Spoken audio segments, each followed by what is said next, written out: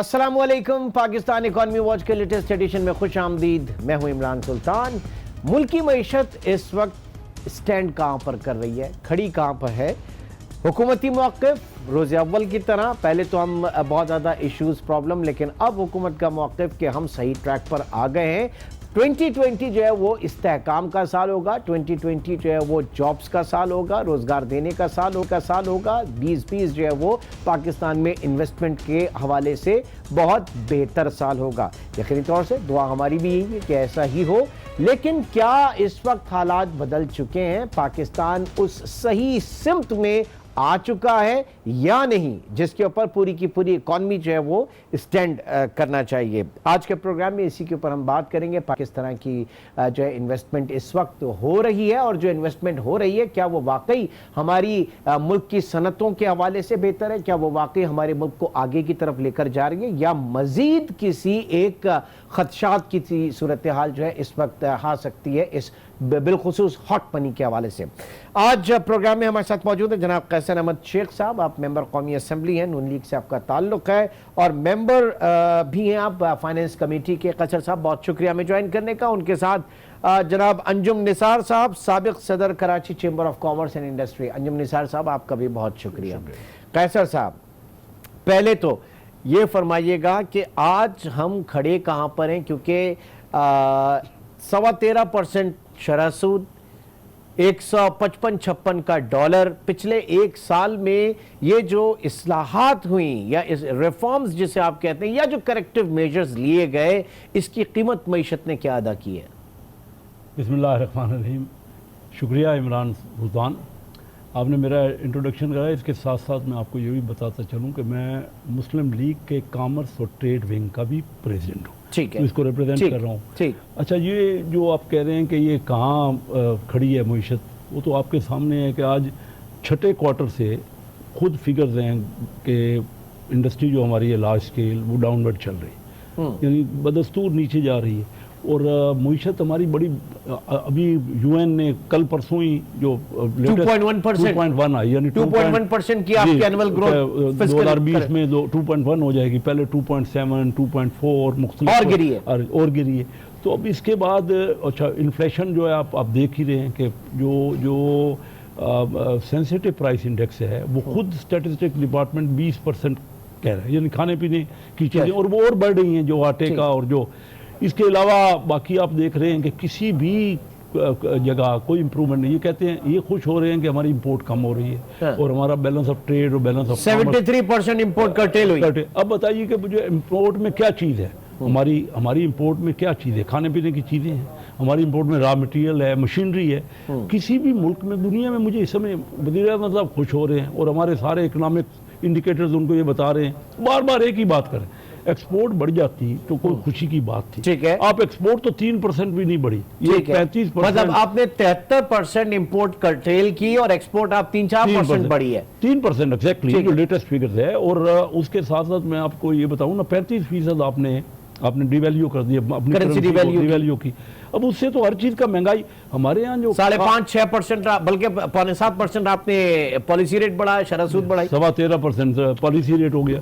अब सारी ये हालात में आप किस तरह कोई इंडिकेटर, 1 करोड़ बंदा नया गुर्बत की लकीर से नीचे हो गया। 1 करोड़ बंदा 1.5 साल में गुर्बत की लकीर। और ये अभी चलो देखिए, हमारा मुल्क मुश्किल में है। मुझे सबसे ज्यादा तकलीफ ये होती है जब ये अभी भी अपना बोस्ट कर रहे हैं, ये कह रहे हैं नहीं जो सारा कुछ जो था वो पिछली हुकूमतों की वजह से था, और अभी जो है हम इम्प्रूव कर रहे हैं। और अब 2020 में आपने जिक्र किया, 2020 का क्या इंडिकेटर है, कैसे ठीक हो जाएगा? कोई चीज तो हमें बताएं ना कि कोई आपके जो फाइनेंस कमेटी के अंदर आप है, वहां पे ये बातें नहीं होती क्या कि वहां पे, और जब जो लोग हुकूमत के मौक़िफ़ लेकर बैठते होंगे, क्या बातें क्या होती हैं? वो बातें देखिए जो आप रोज टीवी पे सुन रहे हैं कि 2020 अच्छा हो जाएगा, हम रोज़गार बढ़ा देंगे, हम मईशत के इस्तेकाम का साल है।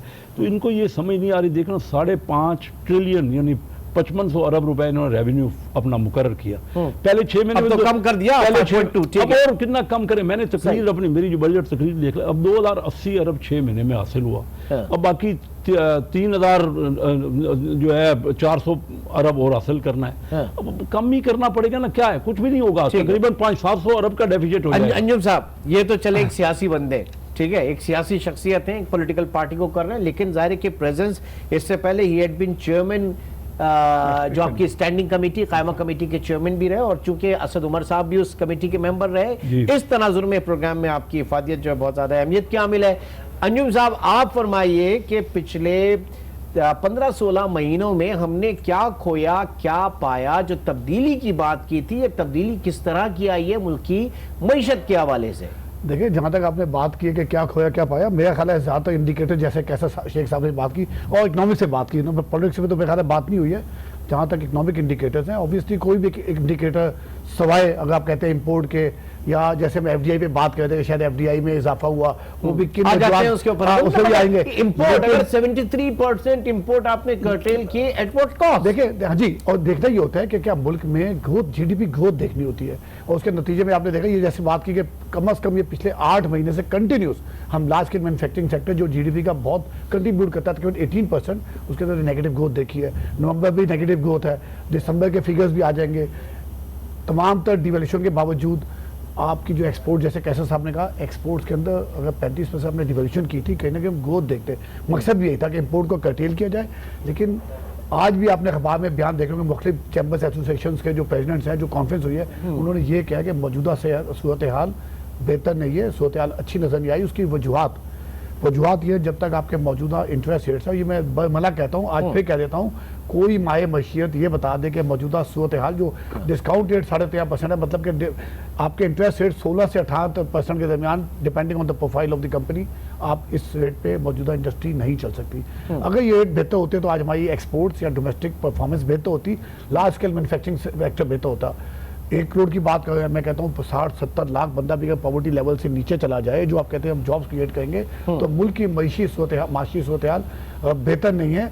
आगे भी जो अंदिया दिया वर्ल्ड या IMF जो कह रहे हैं कि आइंदा भी जो आपका जो इन्फ्लेशन है वो शायद कंट्रोल, मौजूदा जो शरह है इससे भी आगे बढ़ेगा जून तक। तो इसका मतलब है कि अगले 5-6 महीने कोई उम्मीद नहीं है। पाकिस्तान जैसे मुल्क में जहाँ हमेशा हम बात करते हैं बड़ी आबादी का मुल्क है, और जहाँ गैस, एनर्जी और मुसलसल कीमतें बढ़ रही हों, हमारे पास एक्सपोर्ट, हमारी जो चीज़ें बोलते हम जो चीज़ें बनाते हैं दुनिया को, वो आज वो चाहिए नहीं। जो 6 महीने की फिगर है, $11.5 अरब की एक्सपोर्ट हुई है, तो इनको अगर हम डबल कर लें तो पिछले साल जैसी एक्सपोर्ट $23 अरब थी, इस साल भी हम वहाँ पहुँच पाएंगे, 2% नीचे या ऊपर।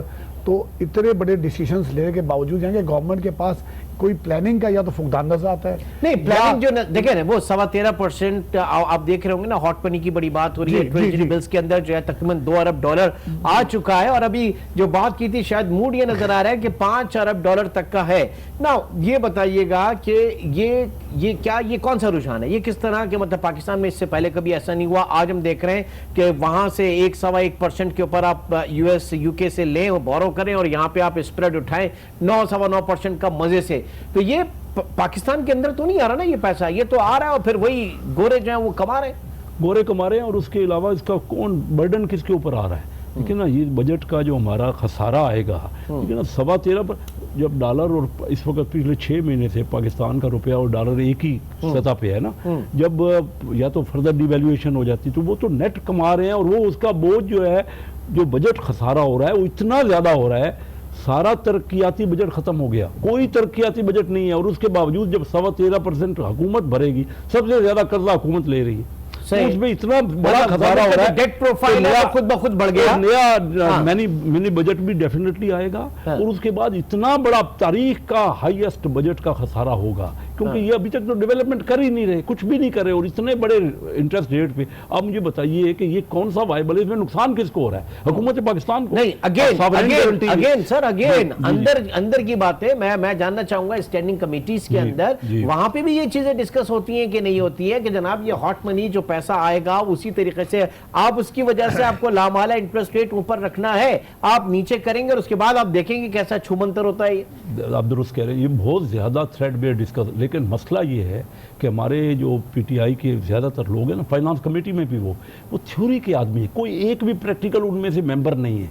बात है वो तो सुनने को, वो तो कह रहे हैं हम तो बहुत आगे जा रहे हैं, हम तो बहुत तरक्की कर रहे हैं। अब कोई बात क्या मतलब, अगर यूनाइटेड नेशन 2% तरक्की आपने कभी सुना इमरान खान साहब से? वो तो कहते हैं अब हम पता नहीं है, बस 2 महीने और रह गए, अब पता नहीं क्या होने वाला है। अब लोगों को झूठे नारों से या झूठे धोखे देने से क्या रिजल्ट निकलेगा? गुर्बत मैंने आपसे कहा ना जी, 80 लाख या 1 करोड़ बंदा अगर नया गरीब हो गया और जो महंगाई का अशर है, मैं आपको जाता हूँ ना, मैं अपने इलाके में तीसरी बार MNA इलेक्ट हुआ हूँ, अपने इलाकों में जाता हूँ चिन्योट में, तो वो मुझे कहते हैं कैसर साहब, मुझे लेबर मजदूर जो दिहाड़ीदार मजदूर हैं वो बुला लेते हैं, कैसर साहब क्या हुआ, हमें तो दिहाड़ी नहीं मिल रही, पहले हफ्ते में 6 दिन मिल जाती थी, अब हफ्ते में 3 दिन नहीं मिलती। तो हालात इतने खराब हैं जो ये हालात जो खराब, ज़ाहिर है कि IMF प्रोग्राम में पिछली हुकूमतें भी गई और ये हुकूमत भी गई, बड़ी ताख़ीर से गई लेकिन गई। और पिछली हुकूमतों में मतलब ये 16वां-17वां प्रोग्राम था, कोई ऐसा बहुत बड़ा हवा भी नहीं था IMF का, या वो हवा बना लिया गया। लेकिन देखिए इमरान भाई, IMF में आपने जाना भी था, और चले आप समझते हैं कि उस जो मुल्क के हालात कहते थे PTI व government you had to go, आप चले गए, या तो मैं उसके जाने के बाद हमें बेहतरी नजर आती। अब सूरत हाल जैसे कैसे साहब देखें नहीं, जो सबसे बड़ा मेजर इशू इंटरेस्ट रेट के बाद आपका डेप्ट है, और डेप्ट पहुंच चुका है 3000 बिलियन रुपीज, यानी 250 बिलियन रुपीज माना, यानी 8-9 बिलियन रोज का आपने खाली डेट सर्विसेज देनी है। डेट सर्विस आपका रेवेन्यू पिछले 6 में 2080-83 अरब के करीब आया है, लेकिन अगर आपने 4500 जमा भी कर लिए, उसमें से 3000 आपने अरब दे दिए, तो डिफेंस हुई 2 चीजें ही आपकी, उसका तो डिफेंस सोशल, इसके अलावा कुछ कर ही ना पाएंगे। तो आपका ग्रोथ है 2.1%, जो आपका पॉपुलेशन का ग्रोथ हो, या कि सारा साल लोगों ने काम कर, कुछ रिजल्ट नेट 0, तो कहाँ की, तो जो प्राइम मिनिस्टर साहब को चाहिए, देखें ये बड़ी सीरियस थिंग है, ये एक मुल्क है और एक बड़ा अहम मुल्क है। GDP का साइज हमने डिवल्यूशन के नतीजे में अपना 320 से लाके 280 कर दिया है। जो मैशत हमारी दुनिया की हम कहते थे कि 25वीं या 30वीं बड़ी मैशत हो जाएगी, वो अब हम कहते हैं कि 2030-35 में जाके 50वीं बड़ी मैशत होगी। बांग्लादेश इस, चले हम बाहर की तो एग्जाम्पल कभी बात हुई, अब तो इस रीजन के अंदर बहुत पीछे रह गए। बांग्लादेश का ग्रोथ रेट 7.8%। इंटरेस्टिंगली ये सारी चीजें हम डिस्कस कर रहे हैं, और इसमें अभी जो फर्स्ट हाफ का जो रिजल्ट जुलाई से टू दिसंबर 2019, बड़ी सनतों की अफजाइश, LSM ग्रोथ 6% गिरी। अच्छा, फॉरेन डायरेक्ट इन्वेस्टमेंट में FDIs की बात कर रहा हूं, पोर्टफोलियो की बात नहीं कर रहा। डिफरेंस FDIs में 68% इजाफा हुआ है, और इजाफे के बाद ये 1 अरब 34 करोड़ डॉलर की बैरूनी सरमायाकारी आई है। ये किस खाते में आई है फिर? नहीं, वो तो इसी खाते में आई है, जब आप खुद बता रहे हैं, जब हम 13.25% यहाँ रेट रखा हुआ है। नहीं, मैं पोर्टफोलियो की बात नहीं कर रहा, डेट इंस्ट्रूमेंट, वो ये बताएंगे ना, इनको पता है कहाँ ये, मैं समझ रहा हूँ, सर जी इनको पता है कहाँ ये, वो कहाँ गई, वो यही देखिए ना, जब इतना बड़ा डेफिसिट आपका चल रहा है और आप इतना बड़ा 13-13.25% दे रहे हैं, तो क्यों नहीं आएगा बाहर पैसा? लेकिन हार्ट मनी जैसे आप कह रहे हैं वापस जब जाएगी, ये FDI में मेरे ख्याल है हॉट मनी का आंसर शायद शामिल नहीं है। नहीं, वो पोर्टफोलियो इन्वेस्टमेंट करते हैं, वो पोर्टफोलियो इन्वेस्टमेंट करते हैं, और फॉरेन डायरेक्ट इन्वेस्टमेंट जो है वो आई है जनाब। इमरान भाई का बहुत से FDI में जाकर डिटेल्स पढ़ेंगे तो उसके अंदर इन्वेस्टमेंट आई है, जो टेलीफोन के लाइसेंस, जो 3G या 4G के लाइसेंस बेचे गए थे, उनकी जो फीस है उसकी डॉलर की पेमेंट दिखा दी गई है। यहाँ पे GSM लाइसेंस का रिन्यूअल 1 टाइम, उसको अगर हटा दें तो 68% ग्रोथ जाके बहुत नीचे चली जाएगी, उसको शामिल किया गया पैसा, क्योंकि वो पैसा तो आया डॉलर टर्म में। हम यही देख रहे थे कि ये पैसा अगर आया है तो कहां पे आया है, पता चला वो GSM लाइसेंस था, उसका रिन्यूअल था, उसका नहीं आया है। या अगर स्टॉक एक्सचेंज में थोड़ा बहुत इन्वेस्टमेंट हो गया, पोर्टफोलियो इन्वेस्टमेंट ठीक है, वो तो अपनी जगह पे, लेकिन उसका रिजल्ट क्या निकलेगा? किस टर्म्स पे ले रहे हैं आप पैसा? लेकिन जो आपने हॉट मनी की बात भी की ना, देखिए इमरान भाई, ये बड़ी ये ठीक है, इस वक्त आपको स्टेबिलिटी मिल गई, जैसे बात सुने ना, वो गवर्नमेंट की नजर में ये बड़ा एक उनके लिए पॉजिटिव साइन है, जिसमें स्टेबिलिटी है। और डॉक्टर हफीज पाशा कहते हैं real effective exchange rate, read जो कहलाता है, वो उसके हिसाब से अभी भी 10% गुंजाइश है, रुपया आपका स्ट्रांग हो सकता है। तो इसलिए आजकल जो मार्केट में इतनी ज्यादा आपसे ना कि पेमेंट आई, निकल गई, डॉलर को कुछ प्रॉब्लम नहीं हुआ, रुपए ने एब्जॉर्ब कर दिया, तो ऑलरेडी वो इस वक्त अंडर वैल्यू है रुपए, इसीलिए झटका नहीं लगता। लेकिन इमरान भाई, जैसे ही आपके इंटरेस्ट रेट, आप कहते हैं जून के बाद नीचे की तरफ जाने शुरू होते हैं, ये हॉट मनी उसी जिस स्पीड से पैसा आता है, पैसा जैसे स्पीड से आता है वैसी स्पीड से चला जाता है। और पोर्टफोलियो इन्वेस्टमेंट भी ऐसे ही है, आपका स्टॉक में अच्छा परफॉर्म नहीं करेगा, लोग लेके निकल जाएंगे। आपके पास तो कोई ऐसी चीज हो ना कि आप कहिए जी हमने ये कोई बहुत बड़ा मंसूबा लगाया, फॉरेन डायरेक्ट में पाकिस्तान में सर्विस सेक्टर में आता है, इंडस्ट्रीज में आता है, जॉब क्रिएशन होती है, इन्वेस्टमेंट होती है, तो और PSDP प्रोग्राम आपका इन रेटों पे और इस एक्सचेंज रेट पे कैसे इन्वेस्टमेंट होगी, मुझे बताइए। अब मैं आ जाता हूं कि सनतों का हाल क्या है, जो एग्जिस्टिंग इस वक्त मुल्क में डोमेस्टिक इंडस्ट्री है, वो इस वक्त कहां पर खड़ी है। एक छोटे से ब्रेक की तरफ चलेंगे, ब्रेक के बाद भी हमारे साथ कैसर अहमद शेख और अंजुम निसार साथ मौजूद हैं। छोटे से ब्रेक के बाद दोबारा मिलते हैं।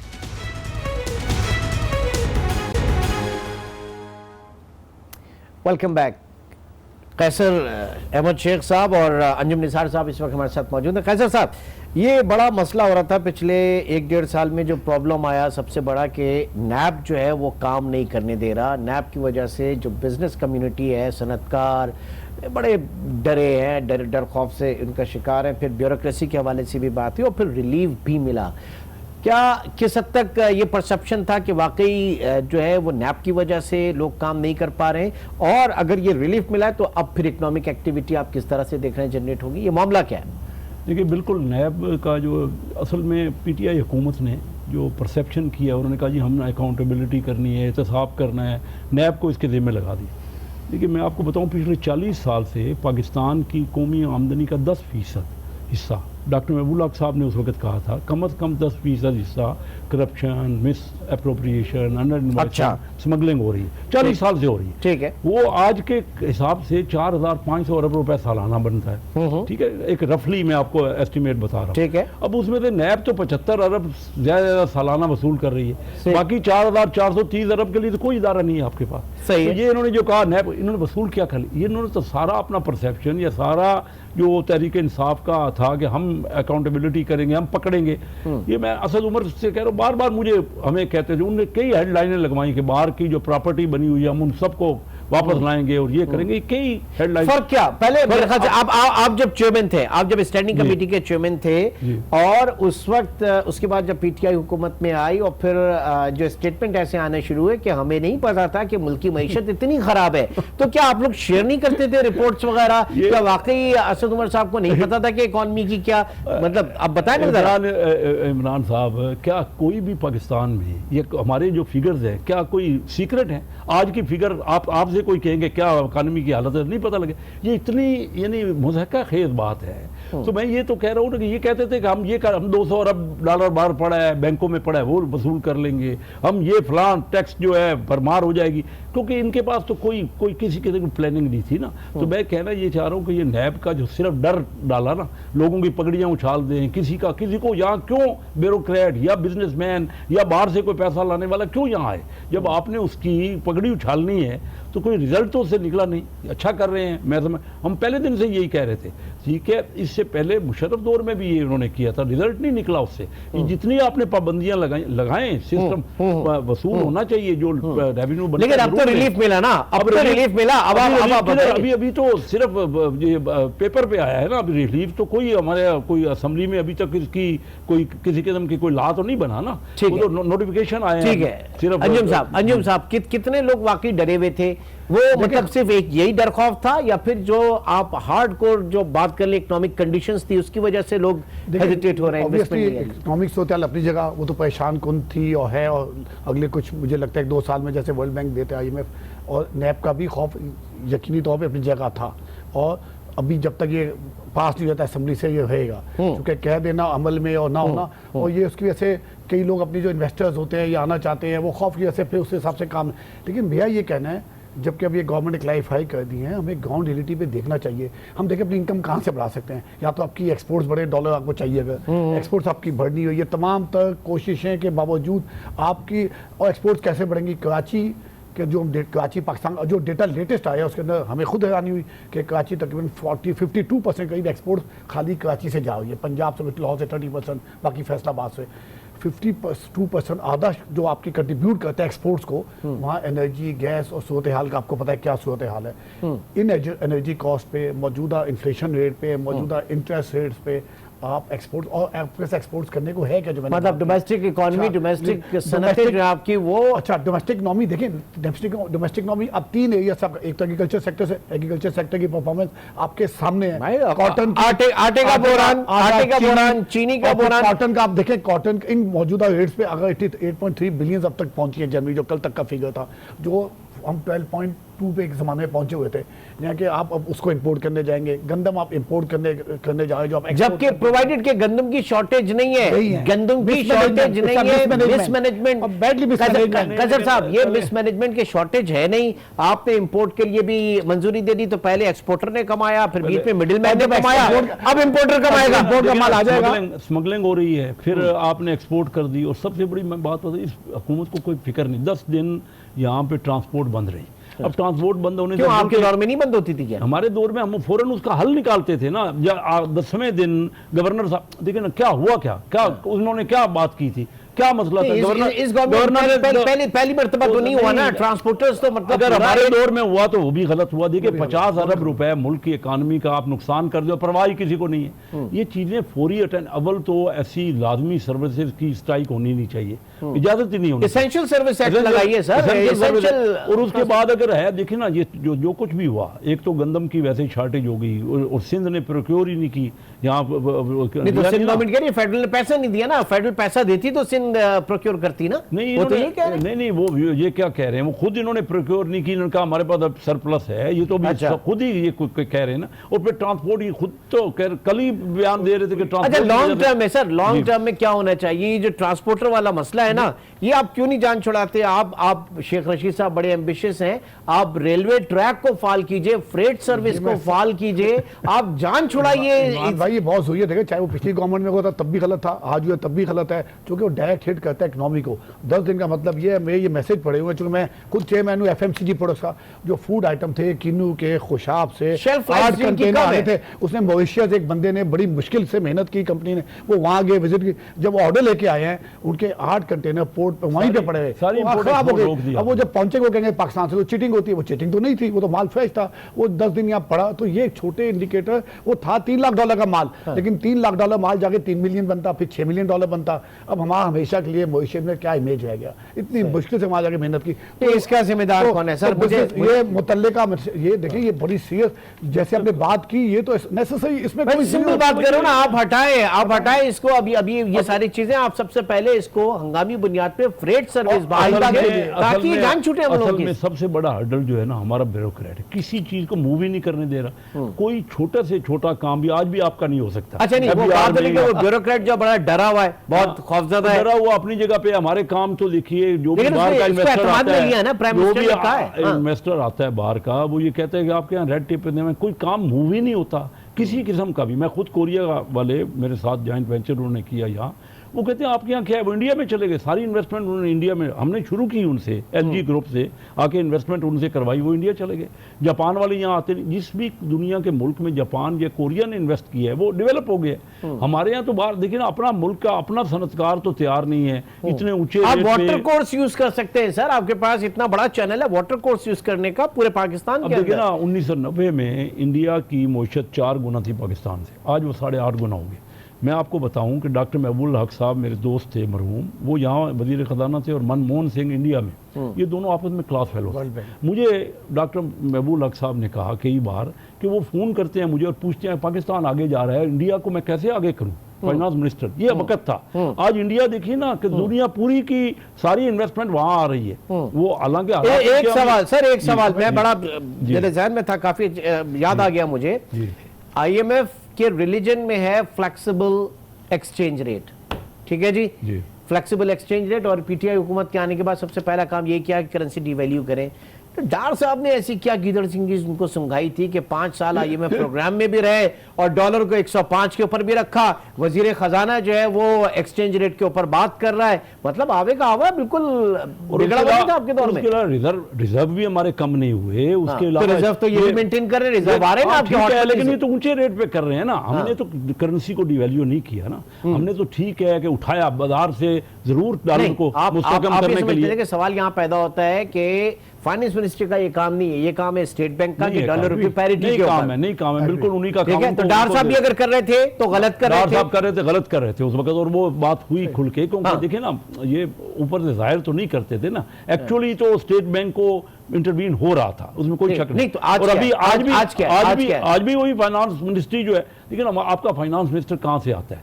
कोई हफीज शेख साहब पीपल पार्टी के भी फाइनेंस मिनिस्टर, काफ लीग के भी फाइनेंस मिनिस्टर, PTI के भी फाइनेंस, 4 में से 3 पार्टियों को तो फाइनल, और वो चले जाते हैं, फिर उसके बाद पता कोई नहीं लगता। 22 करोड़ में हम लोग, हम ग्रास रूट के लोगों के पास तो हमने जाना है ना, हमने जवाब देना। तो आज तो आपके वो साहब भी IMF से, फिर गवर्नर स्टेट बैंक भी, और उसके बाद डिप्टी गवर्नर स्टेट बैंक। आप समझ लीजिए कि मईशत का क्या पॉलिसी चलेगी जो ऊंचे रेट पे जो ले रहे हैं। अगले 39 महीने जब तक आप IMF प्रोग्राम में हैं, अगले 39 महीने तो फिर स्पेस तो नहीं है आपके पास। गवर्नमेंट अगले साल का भी कहेगा 2.4 हो जाएगा, 2.1 से बढ़ के 2.4 हो जाएगा।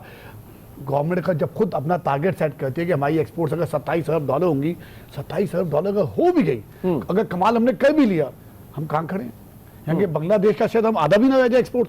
तो मतलब हमने कहाँ से ये जो जॉब्स क्रिएशन करनी है कहाँ से करेंगे? आपके ख्याल में कहाँ से होंगी?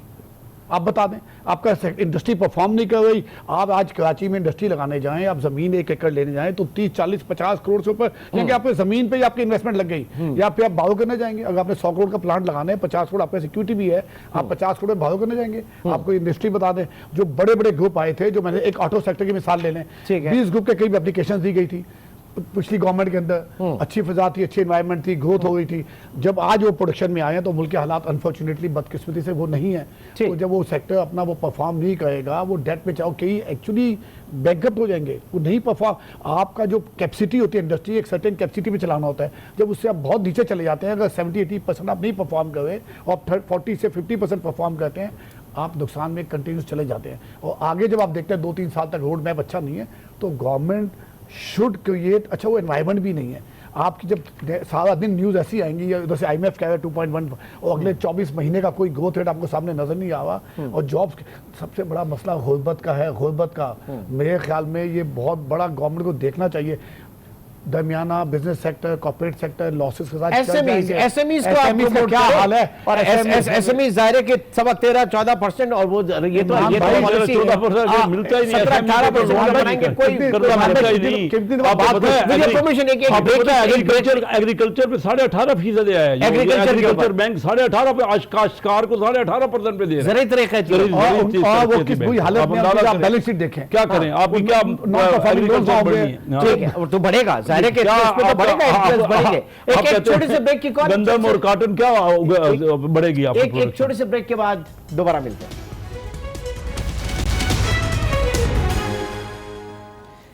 वेलकम बैक जी। फिर ऐसे में ईज ऑफ डूइंग इंडेक्स जो है उसमें पाकिस्तान 28 दर्जे बेहतर हुआ। तो मेरे भाई ये बेहतरी जो है ईज ऑफ डूइंग, ये भी एक इंडेक्स में आ रही है, हुकूमत इसके ऊपर बात कर रही है। पहले आपसे, फिर उसके बाद जरा आगे बढ़ते हैं। ये बेहतरी कैसी है? देखिए ना, कुछ चीज़ों में सहूलतें जो चीज़ हकीकत है ना, उसको मानना पड़ेगा। और ज़्यादा देखिए ना, असल में कास्ट ऑफ डूइंग बिजनेस बहुत बढ़ गई, ईज ऑफ डूइंग बिजनेस, लेकिन उसमें भी जो ब्यूरोक्रेटिक जो एप्टीट्यूड है वो ठीक नहीं। इन्होंने कहा था कि FBR को रिफॉर्म करेंगे। हाँ। ये अभी क्या हुई, रिफॉर्म्स हुई क्या? किसी किस्म की रिफॉर्म्स होती, या ये कहते थे पहले वाले सारे हुकूमतें करप्ट थी और उन्होंने बड़े साफ सुथरे और दूर से धुले हुए सारे लोग अपॉइंट किए हैं, तो क्या वजह है कि ना आपका रेवेन्यू हासिल हो रहा है? देखिए, ईज ऑफ डूइंग बिजनेस जहाँ बेहतर हुई है उसको अप्रिशिएट करना चाहिए और बेहतर करें, और अपॉर्चुनिटी है, लेकिन अभी सहूलतें नहीं है। अगर सहूलतें देखिए, इतने बड़े ऊंचे रेट पे, मार्कअप पे, इतने बड़े डिवैल्यूड पे कोई मशीनरी आ नहीं सकती। हमारा बेसिकली काम जरा रिसर्च का है, तो वो ईज ऑफ डूइंग इंडेक्स की रिसर्च में आप जाएं तो आपको पता चलेगा कि उसमें पाकिस्तान के सिर्फ 2 शहर शामिल है, कराची और लाहौर। और इन दोनों शहरों के हवाले से अगर बात करें तो फिर अगर कराची की आप बात करते हैं, कराची अगर बेहतर हुआ तो फिर सिंध गवर्नमेंट को भी आपको उसका जो है एक ड्यू शेयर जो वो देना होगा। और दूसरी चीज ये कि ये मुतवातिर पिछली हुकूमतों, मियां साहब के दौर में बड़ा काम हो रहा था, ये उसके बाद चीजें बेहतर होना शुरू हुई। Same time Anjum sahab, same time ease of doing index के साथ साथ एक होता है ग्लोबल कॉम्पिटिटिवनेस इंडेक्स, जिसमें पाकिस्तान नीचे आया है, जो असल चीज थी। और इसके साथ साथ ईमान में 2 इंडिकेटर जो आप हमेशा बात कर रहे हैं बड़े इंपॉर्टेंट है, investment to GDP and saving to GDP। ये दोनों इंडिकेटर्स आपके बांग्लादेश यानी 25% इन्वेस्टमेंट टू GDP, इंडिया, ये इस इलाके की बात कर रहा हूँ, मलेशिया 35%, पाकिस्तान अगर 13-14% रह जाएगा।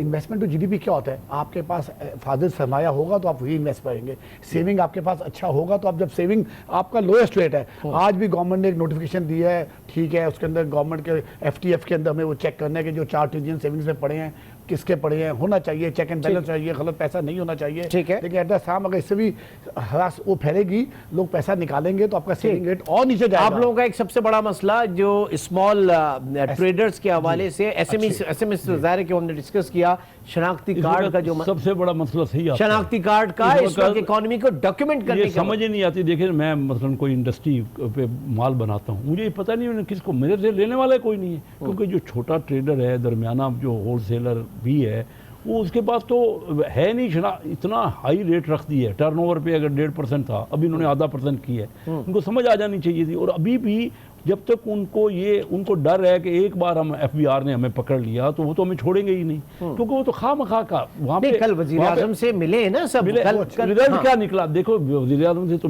कई बार मिल रहे हैं। इनको ये समझना चाहिए कि जब तक ये शनाख्ती कार्ड वाले का या हल निकालें, शनाख्ती कार्ड जरूर हल तो यही है कि बहुत नॉमिनल रेट करें इनकम टैक्स का, उनको लाने के लिए, बिजनेस में लाने के लिए, ताकि उनको वो अपनी हर चीज डिक्लेयर करें। अभी तक वो तैयार नहीं है। अभी तक क्या हुआ आप बताइए ना, रिजल्ट क्या मिला? भाई मेरे ख्याल सबसे बड़ी ज्यादती है ये गवर्नमेंट की लेवल से, और मैं समझता हूँ मसला हल हो सकता था। ये हमेशा कोई आपने एक एनवायरमेंट क्रिएट, आपने लगा दी शनाख्ती कार्ड, क्या किया यानी कि हम पे कंडीशन लगा दिए कि आप कलेक्टर, इनको कलेक्टर बना दिया गया, कलेक्टिंग एजेंसी बना दिया गया। ये पहले जो माल बेचते थे, जो रजिस्टर्ड लोग नहीं थे, कहते थे उनका भी 3% आप जमा कराएं, वो भी आप कलेक्शन करके दें, एजेंट भी आप बन के कलेक्टिंग एजेंसी। तो फिर FBI के जो 26,000 मुलाजिम हैं वो बंद कर दें। हमने तो हमेशा काची चंबे प्लेटफॉर्म से ऑफर करते हैं कि आप बंद कर दें, इंशाल्लाह उससे बेहतर रेवेन्यू मिल जाएगा। अब ये रेवेन्यू तो आपको आना ही आना है। ये दुनिया में आप भी ट्रैवल करते हैं, कैसा भी करते होंगे, और लोग भी करते होंगे जिसका देख रहे हैं, कभी दुनिया में आप शॉपिंग करने जाएं, फ्रांस, अमेरिका, जर्मनी, दुबई, जहाँ टैक्स रेट कम भी है, कभी किसने बोला आप शनाख्ती कार्ड देते हैं, आप जो जूते क्यों खरीद रहे हैं? ये शनाख्ती कार्ड तो कभी नहीं मांगे डॉक्यूमेंट करने के लिए। असल में ये FATF वालों ने ना पाबंदी लगी, ये पाबंदी अब इन्होंने इजाजत ये दीदी कोई भी आइडेंटिटी कार्ड लाए एरा वगैरह का, लेकिन आइडेंटिटी कार्ड दें सर, वो बाद में 6 महीने बाद रिटर्न फाइल करने जाएंगे, कौन पकड़ा जाएगा? इसीलिए तो कोई, लेकिन कोई माल ले, हम मेरे से कोई माल लेने को तैयार ही नहीं है, वो कहते हम नहीं लेते माल। अब मेरे ऊपर ये पाबंदी है, मैं अपना माल कहाँ बेचूं, मैन्युफैक्चरिंग करूं तो कहाँ बेचूं? 6.5% तो आप कह रहे हैं ना कि सारी इंडस्ट्री की प्रोडक्शन कम होगी।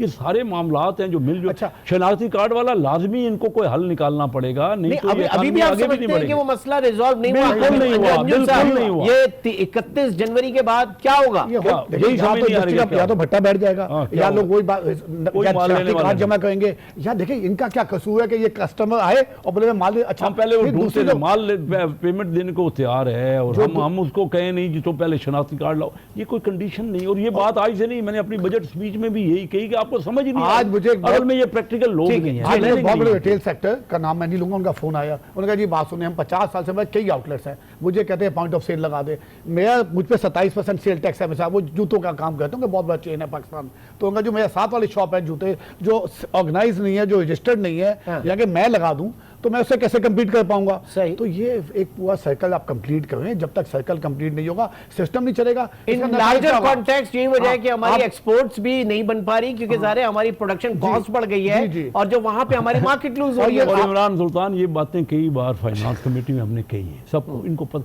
इनके पास वो एक्यूमेन ही नहीं है, ये चाहते ही नहीं है ठीक करना, हालांकि इससे पूरा इकॉनमी खराब हो रही है। ये मतलब क्यों नहीं चाहते? देखिए चाहते हमें किसी की नियत पे नहीं, आपको नियत पे नहीं है, मुझे मैं आप जो भी कहे, मैं उनके साथ काम करता रहा हूँ, ना उनमें वो एक्यूमेन है, ना उन सूझबूझ है। देखिए ये आसान काम नहीं है कारोबार। हम लोग मसलन आज से 33 साल पहले मैं Karachi chamber of commerce industry का प्रेसिडेंट बना, 30 साल हो गए मैं जो टैक्स रिफॉर्म कमेटी का मैं मेंबर था। बात मैं ये करना चाह रहा हूँ कि ये लोगों का बैकग्राउंड क्या है, मुझे बताइए कौन से इनके साथ प्रैक्टिकल लोग हैं जो इलेक्टेड भी हों। हम लोगों ने जाना है ना पब्लिक के साथ। नहीं तो डॉक्यूमेंट तो आप भी नहीं कर सके ना, आपके दौर में कौन सी मसला तो सारा ये है, पाकिस्तान का मसला गुर्बत नहीं, उससे पहले मईशत की अदम दस्तावेजी है, डॉक्यूमेंटेशन नहीं है। आप ठीक कह रहे हैं, आपने कौन सा कर लिया? आप ठीक कह रहे हैं, हमने नहीं किया, मैं कोई इसका क्रेडिट तो, लेकिन ठीक कभी करना तो है ना। तो इन्होंने तो ये कर रहे हैं ना, बिस्मिल्लाह की ये तो उल्टा कर रहे हैं, ये तो और नुकसान। गवर्नमेंट यकीनन तौर पे चाहती है कि बेहतरी हो, गवर्नमेंट जब आती है उनका ख्वाहिश तो होती है पाकिस्तान के अपने हक में। लेकिन मैं कहता हूं कि ऐसे अब ये कि एक आम आदमी जैसे बात की समझ नहीं आती किस तरह। एक टैक्स रिफॉर्म कमीशन बना था लास्ट टाइम इसाक डार के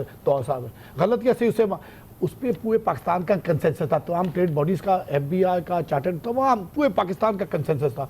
1-1.5 साल मेहनत हुई, 276 पेज की रिपोर्ट है, उसमें रिकमेंडेशन है जो कंसेंसस बन चुका है। मैंने असद भाई से भी कहा था, असद भाई इसको आप इम्प्लीमेंट कर दें।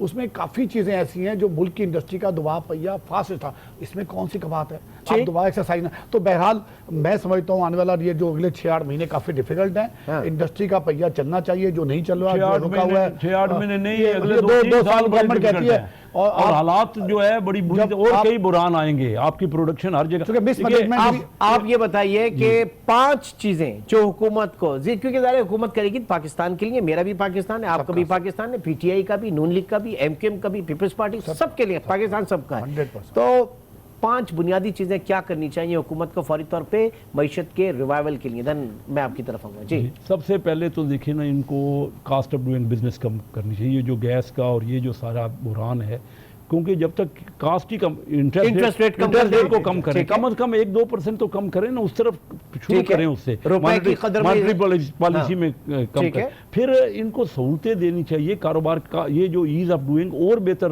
होनी चाहिए। हमारे यहाँ अभी भी बहुत ज्यादा डिफिकल्टीज हैं, और ब्यूरोक्रेटिक मैं समझता हूँ जब तक ये खत्म नहीं होगा, सबसे बड़ा रुकावट जो है टाइम, क्योंकि टाइम का तो इनको अंदाजा ही नहीं है ना कितना नुकसान हो रहा है। क्यों?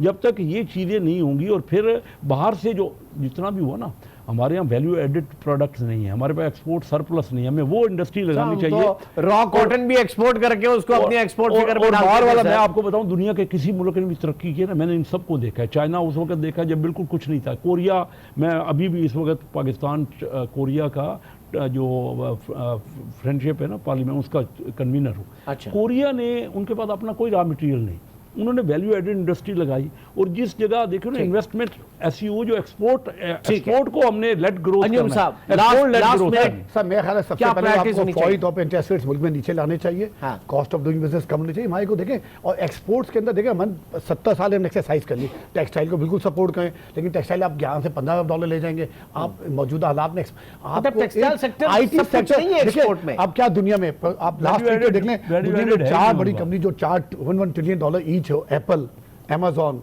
अल्फाबेट, गूगल, नेटफ्लिक्स और फेसबुक, ये $1 ट्रिलियन कंपनीज, 4-5 कंपनियों की इंडिविजुअल वैल्यू $1 ट्रिलियन एटलीस्ट।